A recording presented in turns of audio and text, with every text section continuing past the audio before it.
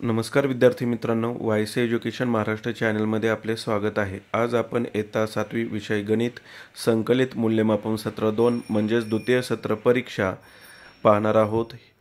ही प्रश्नपत्रिका 39 गुणांसाठी आहे। वेळ 90 मिनिटे आहेत। प्रश्न क्रमांक पहिला, रिकाम्या जागा भरा। 3 गुणांसाठी हा प्रश्न आहे।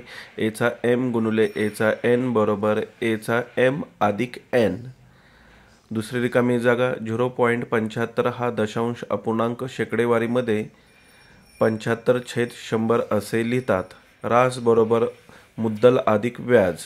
प्रश्न क्रमांक 2, जोड्या जुळवा।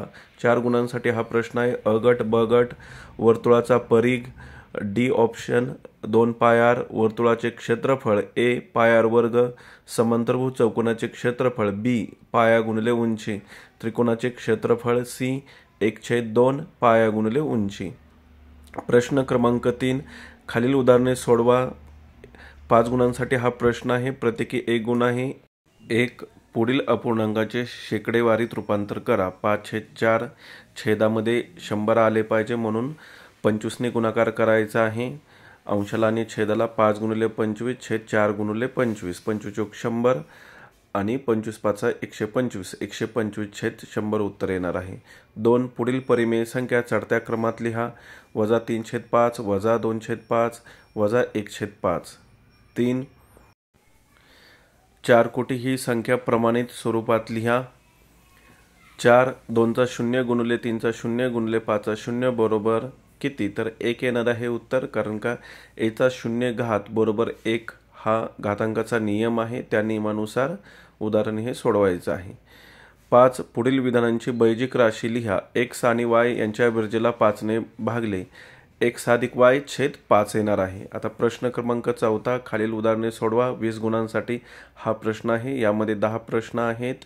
प्रत्येकी 2-2 गुणांसाठी आहेत। 1, कंसात 5 चा वर्ग कंस पूर्ण चा घन गुणिले 5 चा चौथा कंस पूर्ण भागिले 5 चा सातवा।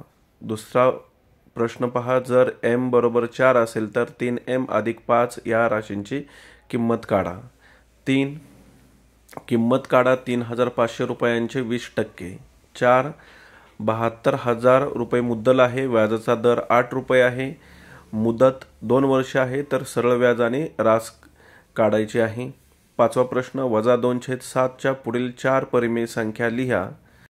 6वा प्रश्न, गुणाकार करा। 9/3 गुणिले -6/4। 7, पुढील बेरीज राशींमधील पदे व त्यांचे अवयव ओळखा। xy अधिक 2x वर्ग y वर्ग। 8, खालील संख्या विस्तारित स्वरूपात लिहा। दिलेली संख्या विस्तारित रूपात लिहायची आहे।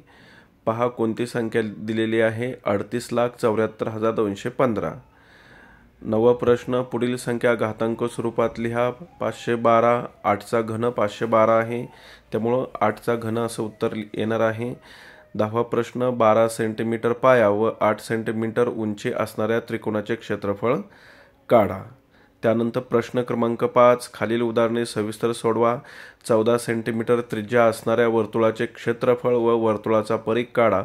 4 गुणांसाठी हा प्रश्न आहे। त्यानंतर दुसरा, सममिती अक्ष काढा। 1 चौरस, 2 समभुज त्रिकोण, 3 नियमित षटकोन, d आयत।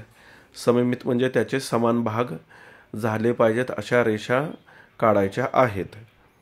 अशा प्रकारे आपण संपूर्ण 40 गुणांची प्रश्नपत्रिका पाहिली आहे। धन्यवाद। जर तुम्हाला हा व्हिडिओ आवडला असेल तर प्लीज लाईक करा।